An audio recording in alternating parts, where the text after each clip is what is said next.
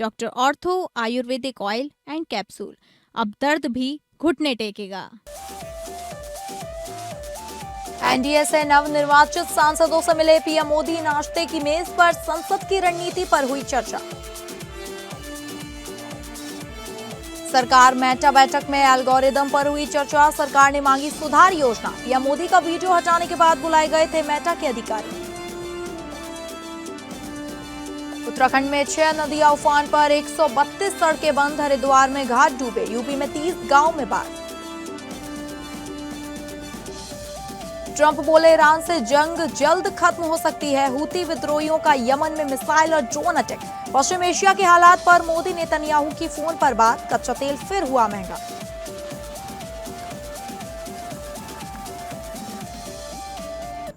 नमस्कार, आप सभी का बहुत स्वागत है टॉप अपडेट्स में और मैं हूं आपके साथ अंकिता सिंह। शुरुआत करते हैं टॉप अपडेट्स की।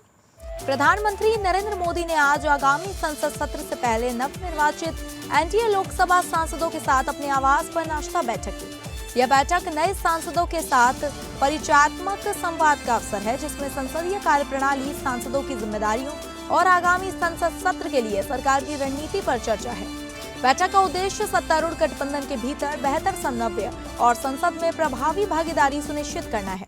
बैठक में सांसदों की भूमिका पर विशेष जोर दिया गया। चर्चा इस बात पर केंद्रित रही कि संसद की कार्यवाही को सुचारू रूप से चलाने में सांसद किस तरह सक्रिय भूमिका निभा सकते हैं और अपने अपने संसदीय क्षेत्रों से जुड़े मुद्दों को प्रभावी ढंग से सदन में कैसे उठा सकते हैं। इस बैठक के लिए नवनिर्वाचित एनडीए लोकसभा सांसदों को आमंत्रित किया गया है। इनमें एनसीपीआई के वे सदस्य भी शामिल हैं, जिन्हें टीएमसी के सांसदों का समर्थन प्राप्त है। इसके अलावा शिवसेना से अलग होकर एकनाथ शिंदे के नेतृत्व वाली शिवसेना में शामिल हुए लोकसभा सांसदों को भी इस नाश्ता बैठक का निमंत्रण भेजा गया। यह नाश्ता संवाद सांसदों के साथ प्रधानमंत्री मोदी के निरंतर संवाद कार्यक्रम का हिस्सा है। इसका उद्देश्य सत्तारूढ़ गठबंधन के भीतर बेहतर समन्वय स्थापित करना और संसदीय कार्यवाही के दौरान सांसदों की सक्रिय एवं प्रभावी भागीदारी सुनिश्चित करना है।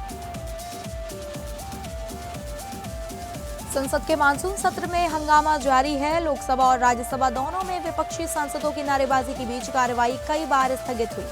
इसी दौरान राज्यसभा में संसदीय कार्य मंत्री किरेन रिजिजू और नेता प्रतिपक्ष मल्लिकार्जुन खड़गे के बीच तीखी नोकझोंक देखने को मिली। दिल्ली में छात्रों पर हुई लाठीचार्ज मामले में अमित शाह के बयान की मांग को लेकर राज्यसभा में खड़गे और रिजिजू के बीच तीखी बहस हुई। खड़गे ने सभापति से गृह मंत्री को सदन में बुलाने के लिए आदेश देने की अपील की। इस पर रिजिजू ने खड़गे पर विपक्ष के नेता के पद का दुरुपयोग करने का आरोप लगाया।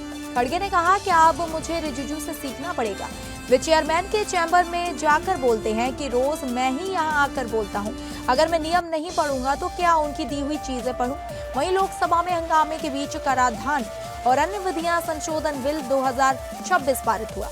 राज्यसभा में इस बिल पर चर्चा हुई और उसे पारित कर लोकसभा को लौटा दिया गया, लेकिन सदन में हंगामा थमा नहीं। इसके चलते कार्यवाही को स्थगित करना पड़ा। परिसीमन महिला आरक्षण पर सहमति बनने पर अमित शाह आंदोलनकारियों पर हुए बल प्रयोग पर संसद में बयान दे सकते हैं। शाह ही एनसीआरए बिल पेश करेंगे। इससे सदन में आने और नीच मामले में बयान देने की विपक्ष की मांग भी पूरी हो जाएगी। माना जा रहा है कि इससे गतिरोध टूटेगा और परिसीमन की राह निकलेगी। मुख्यमंत्री योगी आदित्यनाथ ने कांवड़ यात्रा के दौरान कानून व्यवस्था बिगाड़ने, अफवाह फैलाने और माहौल खराब करने की कोशिश करने वालों के खिलाफ सख्त कार्रवाई के निर्देश दिए। उन्होंने कहा कि यात्रा आस्था, अनुशासन और सामाजिक समरसता का महापर्व है। इसमें किसी तरह का उपद्रव या गुंडागर्दी बर्दाश्त नहीं की जाएगी। ऐसे उपद्रवियों पर सख्त कार्रवाई की जाए। बृहस्पतिवार को वीडियो कॉन्फ्रेंसिंग के जरिए प्रदेश के सभी मंडलायुक्तों, जिलाधिकारियों और पुलिस अधिकारियों के साथ कानून व्यवस्था, महिला सुरक्षा, बाढ़, खाद की उपलब्धता और आगामी त्योहारों की तैयारियों की समीक्षा करते हुए मुख्यमंत्री ने कहा कि कांवड़ यात्रा बड़ी संख्या में लोगों की आस्था से जुड़ा आयोजन है। इसकी सुरक्षा और सुचारू व्यवस्था सुनिश्चित की जाए। बरेली में कांवड़ यात्रा और आला हजरत उर्स को देखते हुए विशेष सतर्कता बरतने के निर्देश दिए गए। बैठक में अधिकारियों ने बताया कि गाजियाबाद से अब तक करीब 70,000 कांवड़िए गुजर चुके हैं। अगले 2 दिनों में संख्या बढ़ने की संभावना भी है। सीएम ने अधिकारियों को सोशल मीडिया पर विशेष निगरानी करने के निर्देश दिए हैं और स्पष्ट कहा कि सोशल मीडिया पर भ्रामक पोस्ट आदि अफवाह फैलाने वालों से सख्ती से निपटा जाएगा। अमेरिकी राष्ट्रपति डोनाल्ड ट्रंप ने कहा कि ईरान के साथ जारी जंग जल्द खत्म हो सकती है उन्होंने कहा कि बातचीत आगे बढ़ रही है। व्हाइट हाउस में पत्रकारों से बातचीत के दौरान ट्रंप ने कहा कि उन्हें नहीं लगता कि ईरान के साथ संघर्ष अब ज्यादा लंबा चलेगा। ट्रंप ने यह भी कहा कि अमेरिका के पास हथियारों की कोई कमी नहीं है और जरूरत के मुताबिक नए हथियार लगातार बनाए जा रहे हैं। ट्रंप ने दावा किया कि ईरान ने खुद बातचीत की पहल की है और दोनों देशों के बीच वार्ता में अच्छी प्रगति हुई। उनके मुताबिक समझौता ईरान के लिए सबसे बेहतर विकल्प होगा। उधर यमन की सेना ने बताया कि हूती विद्रोहियों ने बैलिस्टिक मिसाइल और ड्रोन से हमला किया, जिसमें 30 सैनिकों की मौत हो गई, जबकि कई अन्य घायल हो गए हैं। यूती विद्रोही ने अदन की खाड़ी में सऊदी तेल टैंकर डेजी पर मिसाइल हमला करने का भी दावा किया। उधर प्रधानमंत्री मोदी ने इजरायल के प्रधानमंत्री बेंजामिन नेतन्याहू से फोन पर बातचीत की। दोनों नेताओं ने पश्चिम एशिया के मौजूदा हालात पर बातचीत की। उत्तराखंड में पिछले 2 दिनों से हो रही लगातार बारिश के बाद ज्यादातर इलाकों में मौसम सामान्य बना हुआ है। टिहरी में 2 जगह भूस्खलन हुआ। नरेंद्र नगर, रानी पोखरी और हिंडोला खाल के पास पहाड़ से बड़े बड़े पत्थर गिरने से सड़कें कुछ समय के लिए बंद रही, जिन्हें बाद में खोल दिया गया। वहीं पिथौरागढ़ के धारचूला में काली नदी चेतावनी स्तर से ऊपर बह रही है। मौसम विभाग ने प्रदेश के सभी जिलों में बारिश का अलर्ट जारी किया है। उत्तरकाशी, देहरादून, टिहरी और बागेश्वर में कहीं कहीं भारी बारिश को लेकर येलो अलर्ट है। हरिद्वार और ऊधम सिंह नगर में भी गरज चमक और आकाशीय बिजली गिरने की संभावना जताई जा रही है। खराब मौसम के चलते रुद्रप्रयाग में 12वीं तक के स्कूलों में छुट्टी घोषित की गई। प्रशासन ने लोगों से नदी किनारे न जाने की अपील की है। गंगोत्री हाईवे हेलगुगाड़, नालूपानी और गंगनानी के पास तथा यमुनेत्री हाईवे दुर्बिल और स्नाया चट्टी के पास मलबा आने से बंद थे, जिन्हें बाद में खोल दिया गया। लगातार बारिश के बीच श्रीनगर बांध के सभी गेट खोल दिए गए, जिससे अलकनंदा और गंगा का जलस्तर बढ़ गया। प्रशासन ने ऋषिकेश और आसपास के गंगा घाटों पर लोगों से नदी किनारे न जाने की अपील की। हरिद्वार के लक्सर में बालावली गंगा का टूटा तटबंध अब 12 गांव के लिए खतरा बना हुआ है। हजारों हेक्टेयर कृषि भूमि और खेतों में बड़ी फसलें जलमग्न हैं। पिथौरागढ़ में कैलाश मानसरोवर यात्रा मार्ग पर मलघटिया के पास पहाड़ी से मलबा आने के कारण यातायात प्रभावित हुआ और यात्री फंस गए। झारखंड में जेपीएससी, जेएसएससी परीक्षा में कथित अनियमितताओं की सीबीआई जांच समेत विभिन्न मांगों को लेकर छात्रों का सत्याग्रह आंदोलन जारी है। आंदोलनकारी सरकार की ओर से वार्ता के औपचारिक निमंत्रण का इंतजार कर रहे हैं। इस बीच अनिश्चितकालीन भूख हड़ताल पर कई छात्रों की तबीयत बिगड़ने लगी है, जिससे धरना स्थल पर चिंता का माहौल है। जेपीएससी और जेएसएससी की भर्ती परीक्षा में धांधली के खिलाफ छात्रों का आंदोलन 14 दिन भी जारी रहा। सरकार की ओर से वार्ता के लिए 5 छात्रों के नाम मांगे गए थे। छात्रों की ओर से 11 सदस्य प्रतिनिधिमंडल के नाम एसडीओ को भेज गए हैं। इस पर विवाद हो गया। दिन भर छात्र वार्ता के आमंत्रण का इंतजार करते रहे, पर सरकार की ओर से बुलावा नहीं आया। रात में एसडीओ और एसडीएम लॉ एंड ऑर्डर छात्रों के पास पहुंचे। अधिकारियों ने साफ कर दिया कि सरकार सिर्फ छात्रों से बात करना चाहती है, लेकिन छात्र अपनी 11 सदस्य पुरानी सूची पर अड़े हुए। करीब 45 मिनट तक चली बैठक आखिरकार बेनतीजा रही और आखिरकार अधिकारी वापस लौट गए। राहुल गांधी ने अनशन पर बैठे छात्र नेता रविंद्र पासवान से फोन पर बातचीत की। उन्होंने आंदोलन को समर्थन देने की बात कही। विधानसभा के मानसून सत्र में परीक्षा में गड़बड़ी एवं भ्रष्टाचार के मुद्दे को लेकर विपक्ष द्वारा सदन में हंगामे के बाद सत्र को स्थगित कर दिया गया। तो वहीं प्राप्त जानकारी के अनुसार सदन के पटल पर सत्ता पक्ष की ओर से वित्तीय वर्ष 2026 और 27 का पहला अनुपूरक बजट पेश हुआ। पहली पाली में प्रश्नकाल के बाद सरकार इस बजट को प्रस्तुत करेगी, जिस पर आगामी 10 अगस्त को चर्चा और मतदान होना सुनिश्चित हुआ है। दूसरी ओर राज्य के ज्वलंत मुद्दे भर्ती परीक्षाओं में कथित धांधली के खिलाफ आज भी सदन के बाहर और भीतर विपक्ष के भारी हंगामे के आसार बताए जा रहे हैं। बता दें कि झारखंड में भर्ती परीक्षाओं में कथित धांधली के खिलाफ रांची में छात्रों का आंदोलन आज 14 दिन भी जारी रहा। दरअसल इस छात्र संगठन ने मांग की है कि सरकार आंदोलनकारियों से तुरंत संवाद स्थापित करे और उनकी समस्याओं का एक स्थायी समाधान निकाले। वहीं कांग्रेस नेता राहुल गांधी ने भी आंदोलन कर रहे छात्रों से फोन पर बात की, जिस पर राज्य में सियासत तेज हो गई। इस क्रम में भाजपा के प्रदेश अध्यक्ष आदित्य साहू से लेकर मुख्य प्रवक्ता प्रत्युष शाहदेव ने जोरदार तरीके से हमला बोलते हुए राहुल गांधी के अब तक रांची नहीं पहुंचने पर जमकर सवाल कर रहे हैं।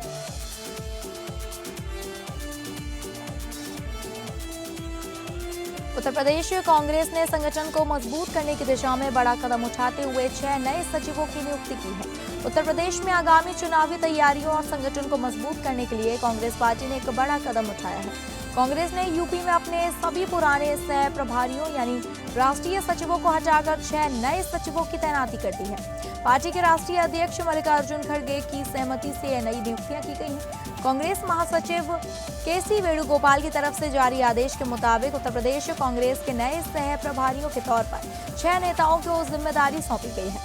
पार्टी ने अभिषेक दत्त, कुणाल चौधरी, जगदीश चंद्र, संजीव आर्य, वरुण चौधरी और अब्दुल हन्नान को सचिव की जिम्मेदारी सौंपी है। माना जा रहा है कि आगामी राजनीतिक गतिविधियां और चुनावी तैयारियों को देखते हुए कांग्रेस संगठन को और सक्रिय बनाने की रणनीति पर काम कर रही है। राजधानी लखनऊ में सीआरपीएफ के एक जवान की संदिग्ध परिस्थितियों में हुई मौत को लेकर परिजनों का गुस्सा फूट पड़ा। मणिपुर में तैनात जवान की गोली लगने से मौत होने के बाद उसका शव लखनऊ पहुंचा, जहां परिजनों ने बुदेश्वर चौराहे पर शव रखकर प्रदर्शन शुरू कर दिया। परिवार का आरोप है कि जवान के शरीर में 3 गोलियां लगी थी, जिससे मौत की परिस्थितियों पर गंभीर सवाल खड़े हो रहे हैं। परिजन दोबारा पोस्टमार्टम की मांग कर रहे हैं। प्रदर्शन के चलते कई किलोमीटर लंबा जाम लग गया और मौके पर भारी पुलिस बल तैनात कर दिया गया। पुलिस परिजनों को समझाने का प्रयास कर रही है, जबकि मामले की जांच की मांग लगातार तेज होती जा रही है। राजधानी लखनऊ के आशियाना थाना क्षेत्र में उस समय हड़कंप मच गया जब नगर चौराहे पर खड़ी एक लावारिस कार से तेज दुर्गंध आने लगी। स्थानीय लोगों ने इसकी सूचना पुलिस को दी। मौके पर पहुंची पुलिस ने कार का दरवाजा खोला तो अंदर एक शव पड़ा मिला। शव से काफी समय से दुर्गंध आ रही थी। फिलहाल मृतक की पहचान नहीं हो सकी। पुलिस ने शव को कब्जे में लेकर पोस्टमार्टम के लिए भेज दिया है और मामले की हर पहलू से जांच शुरू कर दी गई है। पुलिस आसपास के सीसीटीवी फुटेज और वाहन के विवरण के आधार पर जांच में जुटी है। शव को पोस्टमार्टम के लिए भेजकर मौत के कारणों का पता लगाया जा रहा है।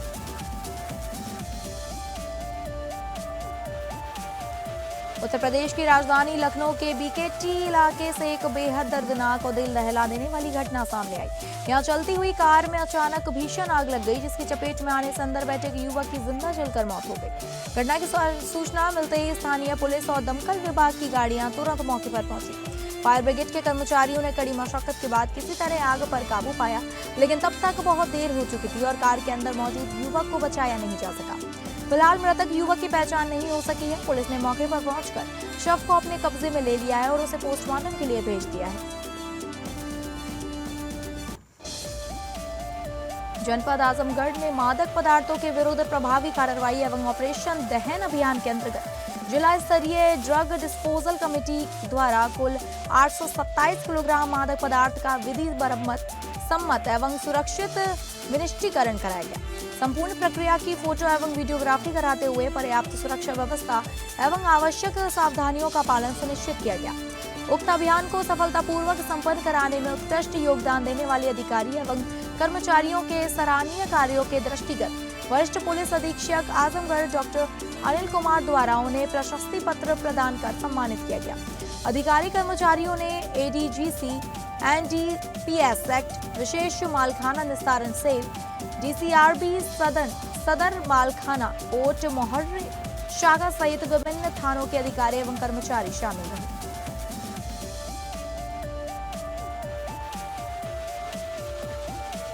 स्वागत है टॉप अपडेट्स में। आगे बढ़ेंगे टॉप अपडेट्स में। कांवड़ यात्रा को सुरक्षित और व्यवस्थित बनाने के लिए हापुड़ पुलिस पूरी तरह एक्शन मोड में नजर आ रही है। थाना देहात क्षेत्र में पुलिस ने विशेष चेकिंग अभियान चलाकर डीजे वाहनों की सघन जांच की। इस दौरान पुलिसकर्मी हाथ में इंची टेप लेकर डीजे बॉक्स की ऊंचाई और चौड़ाई की माप करते दिखाई दिए। तय मानकों के बड़े पाए गए डीजे वाहनों पर तत्काल कार्रवाई करते हुए उनकी ऊंचाई कम कराई गई। पुलिस ने साफ संदेश दिया कि कांवड़ यात्रा के दौरान शासन द्वारा निर्धारित नियमों का हर हाल में पालन कराया जाएगा। सुरक्षा मानकों का उल्लंघन करने वाले किसी भी व्यक्ति का वाहन को बख्शा नहीं जाएगा। हापुड़ पुलिस का कहना है कि श्रद्धालुओं की सुरक्षा और सुचारू यातायात व्यवस्था सुनिश्चित करना सर्वोच्च प्राथमिकता है, इसलिए नियमों के उल्लंघन पर सख्त कार्रवाई लगातार जारी रहेगी। ललितपुर पुलिस की बड़ी कार्रवाई। पुलिस ने मादक पदार्थों की तस्करी के खिलाफ बड़ी कार्रवाई करते हुए एक आरोपी को 2 किलोग्राम अवैध गांजे के साथ गिरफ्तार किया है। यह कार्रवाई सदर कोतवाली क्षेत्र के फतैयापुरा मोहल्ले में की गई है। पुलिस के अनुसार कोतवाली ललितपुर पुलिस टीम ने चेकिंग के दौरान एक संदिग्ध व्यक्ति को रोककर तलाशी ली। तलाशी में उसके कब्जे से 2 किलोग्राम अवैध गांजा बरामद हुआ। पुलिस ने आरोपी को मौके से गिरफ्तार कर उसके खिलाफ एनडीपीएस एक्ट के तहत मुकदमा दर्ज कर लिया। बरामद गांजे की कीमत का आकलन किया जा रहा है और यह भी जांच की जा रही है कि आरोपी यह मादक पदार्थ कहां से लाया था और किसे सप्लाई करने जा रहा था। पुलिस पूरे मामले के नेटवर्क की पड़ताल कर रही है। पीलीभीत सदर विधायक एवं राज्य मंत्री संजय सिंह गंगवार ने लखनऊ में उत्तर प्रदेश के मुख्यमंत्री योगी आदित्यनाथ से शिष्टाचार भेंट की। इस दौरान उन्होंने पीलीभीत जिले में चल रहे विकास कार्यों और जनहित से जुड़े विभिन्न मुद्दों पर मुख्यमंत्री से विस्तृत चर्चा की। मुलाकात के दौरान विधायक ने मुख्यमंत्री का मार्गदर्शन और आशीर्वाद प्राप्त किया। इस अवसर पर कैबिनेट मंत्री लक्ष्मी नारायण चौधरी भी मौजूद रहे। बैठक को जिले के विकास और सरकार की प्राथमिकताओं के लिहाज से महत्वपूर्ण माना जा रहा है।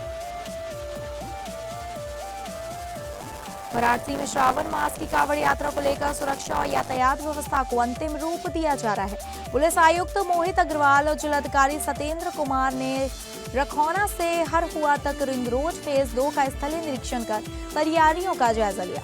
निरीक्षण के दौरान विश्राम स्थल, पुलिस सहायता केंद्र, चिकित्सा शिविर, यातायात प्रबंधन और भीड़ नियंत्रण की व्यवस्थाओं की समीक्षा की गई। अधिकारियों को सभी व्यवस्थाओं का प्रभावी क्रियान्वयन सुनिश्चित करने के निर्देश दिए गए। पुलिस आयुक्त ने स्पष्ट किया कि प्रयागराज में मोहन सराय और रिंग रोड पर रखौना से हरहुआ तक एक लेन पूरी तरह कांवड़ यात्रियों के लिए आरक्षित हो रहेगी। इस लेन में किसी अन्य वाहन के प्रवेश पर सख्त कार्रवाई होगी। साथ ही सभी कटों पर जिगजैग बैरिकेडिंग, अवैध कटों को बंद करने तथा प्रत्येक संवेदनशील स्थान पर पीआरवी और फैंटम टीम की 24 घंटे तैनाती के निर्देश दिए गए।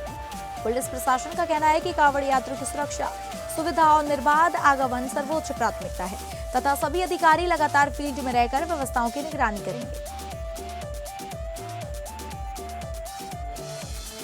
चंपावत में एसआईआर अभियान के तहत जिला प्रशासन पूरी मुस्तैदी के साथ काम कर रहे हैं। मात्र पात्र मतदाताओं का नाम निर्वाचक नामावली में शामिल करने और त्रुटियों को दूर करने के लिए देर रात तक दावे एवं आपत्तियां की सुनवाई की जा रही है। हाल निर्वाचन आयोग के निर्देशों एवं जिला निर्वाचन अधिकारी के मार्गदर्शन में विधानसभा क्षेत्र 55 चंपावत के राजकीय प्राथमिक विद्यालय ढकना बडोला बूथ पर विशेष गहन पुनरीक्षण अभियान के तहत देर रात तक दावे एवं आपत्तियों की सुनवाई जारी रही। निरीक्षण के दौरान एईआरओ एवं तहसीलदार ब्रजमोहन आर्या ने प्राप्त आवेदनों, अभिलेखों के रखरखाव और सुनवाई व्यवस्था का जायजा लिया। उन्होंने अधिकारियों को प्रत्येक प्रकरण का समयबद्ध, निष्पक्ष और पारदर्शी निस्तारण सुनिश्चित करने के निर्देश दिए। उन्होंने कहा कि अभियान का उद्देश्य यह सुनिश्चित करना है कि कोई भी पात्र नागरिक मतदान के अधिकार से वंचित न रहे। जिन मतदाताओं के नाम अभी तक सत्यापित नहीं हो पाए हैं या जिनके विवरण में त्रुटियां हैं, उनके मामलों का अब सभी सुनवाई केंद्रों पर नियमित निस्तारण किया जा रहा है।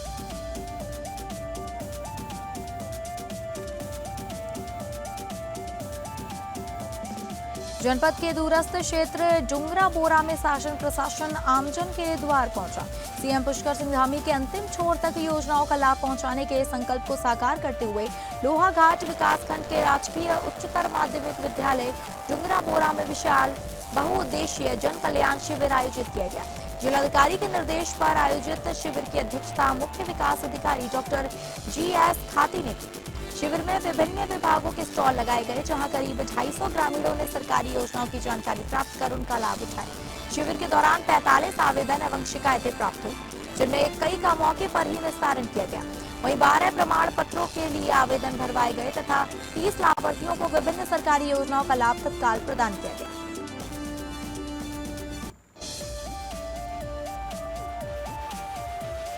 कांवड़ यात्रा 2026 के दृष्टिगत आयुक्त खाद्य संरक्षा एवं औषधि प्रशासन तथा जिलाधिकारी के निर्देशों के क्रम में सहायक आयुक्त खाद्य संरक्षा एवं औषधि प्रशासन हरिद्वार के नेतृत्व में खाद्य सुरक्षा अधिकारियों के अभियान दल ने साधु बेला, भूपतवाला, बैरागी कैंप आदि क्षेत्रों में स्थित स्थायी एवं अस्थायी ढाबों, रेस्टोरेंट्स एवं अन्य खाद्य व्यवस्थाएं प्रतिष्ठानों का आकस्मिक निरीक्षण किया गया।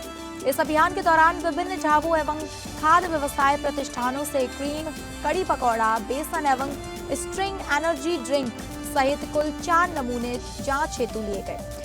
वहीं स्थानीय एवं अस्थायी ढाबों एवं रेस्टोरेंट के संचालकों को साफ सफाई एवं स्वच्छता रखने, ताजा भोजन परोसने, खाद्य सामग्री को ढक कर रखने तथा गुणवत्ता युक्त एवं कच्चे खाद्य सामग्री का ही भोजन बनाने के प्रयोग करने के निर्देश दिए गए।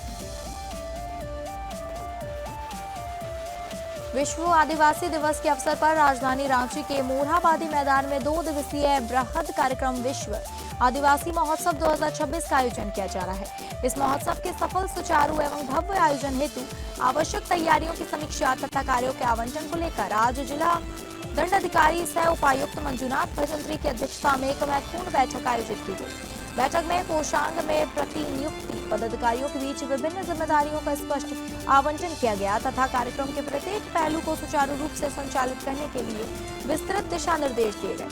वहीं उपायुक्त ने सभी संबंधित पदाधिकारियों को निर्देश दिया कि वे अपने अपने निर्धारित कार्यों को समयबद्ध तरीके से पूर्ण करें तथा किसी भी स्तर पर लापरवाही न बरती जाए। वहीं बैठक में उपस्थित अधिकारियों से मंजुनाथ भजंत्री ने कहा कि विश्व आदिवासी महोत्सव न केवल सांस्कृतिक धरोहर का उत्सव है, बल्कि आदिवासी समुदाय की परंपराओं, कला, संगीत, नृत्य एवं जीवन शैली को व्यापक मंच प्रदान करने का महत्वपूर्ण अवसर भी है। इसके अलावा बैठक में कार्यक्रम स्थल, मोरहाबादी मैदान की व्यवस्था, सुरक्षा, भीड़ प्रबंधन, यातायात नियंत्रण, चिकित्सा सुविधा, स्वच्छता, स्टॉल व्यवस्था, सांस्कृतिक कार्यक्रमों का संचालन तथा अन्य लॉजिस्टिक संबंधी मुद्दों पर विस्तार से चर्चा की गई।